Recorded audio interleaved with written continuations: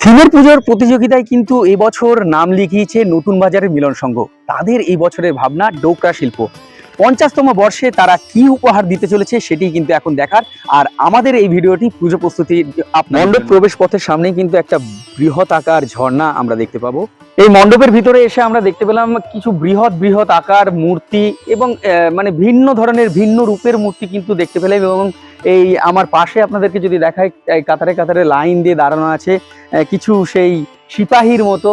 তো অপেক্ষা কিন্তু আমরা মনে হচ্ছে আর কত দিনের করব, মাত্র আর কিছুদিনের অপেক্ষা, 4 সপ্তাহ আমাদের এই শ্রেষ্ঠ উৎসবে। সূত্র মারফত বলছে পাহাড়ের উপর নাকি এই শিবটিকে আমরা দেখতে পাবো দুর্গোৎসবে।